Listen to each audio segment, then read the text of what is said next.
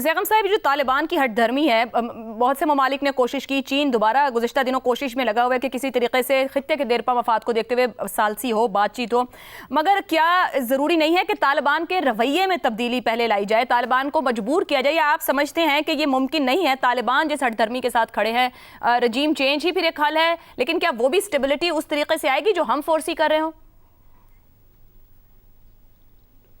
طالبان کے دماغ میں، افغان طالبان کے دماغ میں ایک خناس ہے۔ وہ خناس یہ ہے کہ ہم نے 30 ملکوں، 2 سپر پاورز کو شکست دی ہے۔ پاکستان تو کوئی شے ہی نہیں ہے، اور وہ سمجھتے ہیں کہ وہ پاکستان کے جغرافیے کو بدل سکتے ہیں۔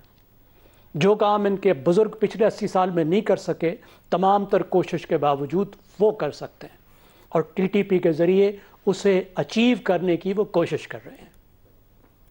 دیکھیں، ان لوگوں کا کوئی دین نہیں، کوئی ایمان نہیں، کوئی زبان نہیں، کوئی وعدہ نہیں، کوئی معاہدہ نہیں، چاہے وہ تحریری ہو چاہے زبانی ہو۔ دوحہ میں انہوں نے لکھ کر دیا کہ ہم خواتین کے حقوق کا احترام کریں گے، خواتین کی آزادیاں سلب نہیں کریں گے، انسانی حقوق کا احترام کریں گے، ایسی حکومت بنائیں گے جو انکلوسیو ہوگی، جس میں دوسرے گروپس شامل ہوں گے۔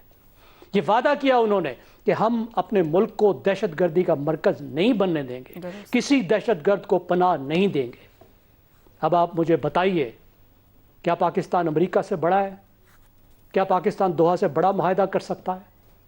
اگر وہ امریکہ سے معاہدہ کر کے دوحہ کے پروسیس کے بعد اس تحریر شدہ اگریمنٹ کو اٹھا کر ایک طرف پھینک دیتے ہیں، تو آپ کے ساتھ کسی معاہدے کی کیا اوقات ہے؟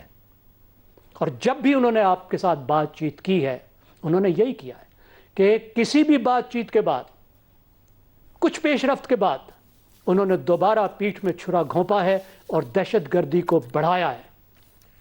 وہ اس چیز کو کم کرنے کو تیار نہیں ہے، اور ہمیں نہیں بھولنا چاہیے کہ ٹی ٹی پی اور ٹی ٹی اے ایک ہے، جس کا بہت پہلے میں پتہ ہونا چاہیے، اور ان کے ہاتھ پہ 70,000 پاکستانیوں کا خون ہے۔